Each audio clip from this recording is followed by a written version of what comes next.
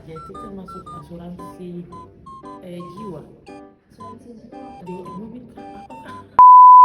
Guys, sekarang saya sudah sampai di Jasara Harja. Yuk kita masuk untuk tahu selengkapnya tentang apa itu Jasara Harja. Selamat siang, ada bisa dibantu? Siang Pak, mau tanya-tanya tentang Jasara Harja. Baik, silakan. Selamat siang, ada yang bisa dibantu? Mau tanya-tanya dong Kak, apa itu Jasara Harja dan bagaimana sih proses klaim di Jasara Harja? Oh baik.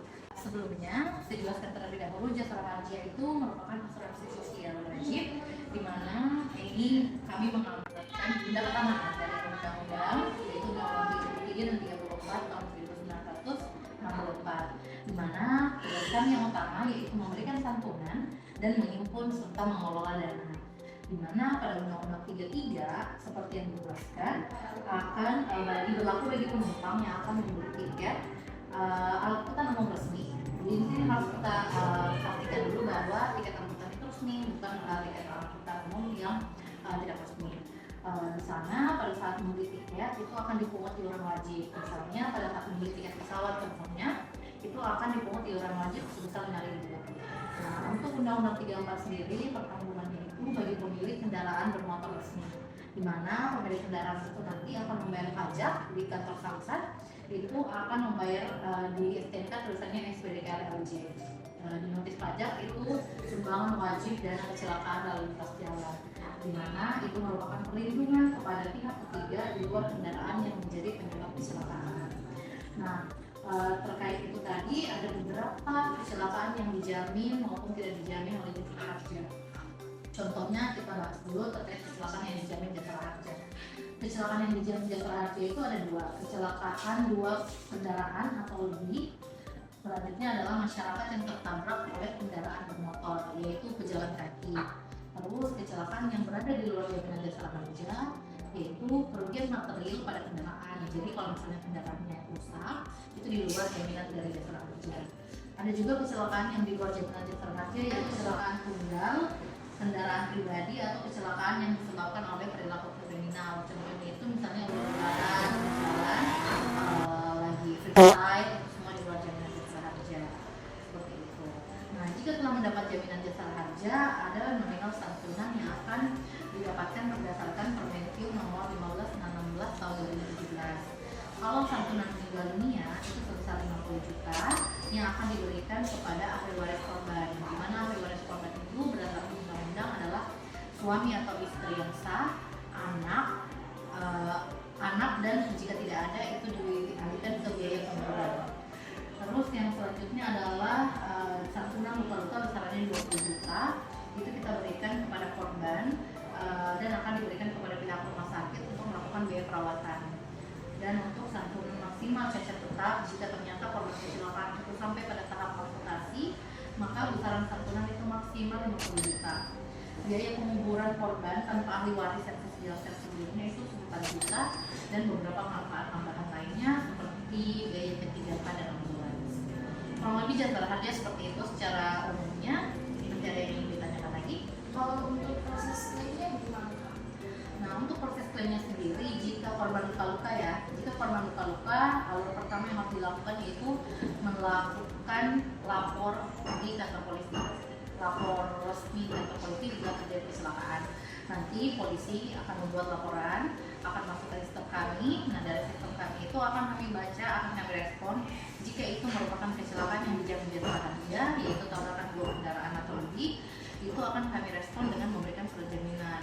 Namun jika ternyata laporan polisi yang dibuat oleh kepolisian itu adalah kecelakaan tunggal, maka akan kami respon bahwa itu di luar jaminan Jasara Harja dan akan dialihkan ke asuransi lain yang dimiliki korban. Terima kasih Kak atas informasinya. Baik, sama-sama. Gimana? Sudah tahu kan apa itu Jasara Harja dan bagaimana proses klaimnya? Jangan lupa bayar pajak dan hati-hati saat berkendara. Bye!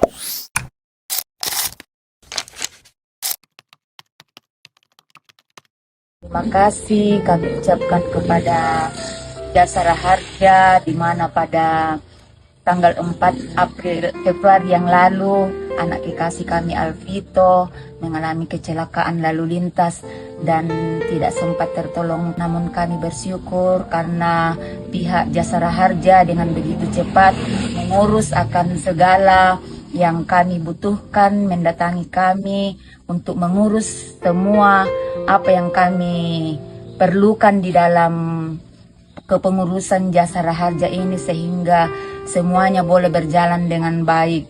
Semua petugas boleh mengunjungi kami dan boleh menyelesaikan dengan cepat. Dan sekali lagi kami ucapkan banyak terima kasih karena dengan dana santunan dari Jasa Raharja ini kami boleh gunakan untuk acara pemakaman anak kekasih kami Alvito. Semoga Tuhan senantiasa memberi kekuatan dan kesehatan yang baik kepada kita semua sehingga tidak terjadi lagi kecelakaan yang seperti dialami oleh anak kami ini. Semoga Tuhan senantiasa menyertai kita semua di dalam menjalani kehidupan ini. Terima kasih sekali lagi kami mengucapkan terima kasih banyak. Baik, perkenalkan nama saya Irfan, saudara dari atau kakak dari korban Ajir, dan di sebelah saya ditemani oleh orang tua kami, orang tua atas nama Ajir, orang tua atas nama Lela.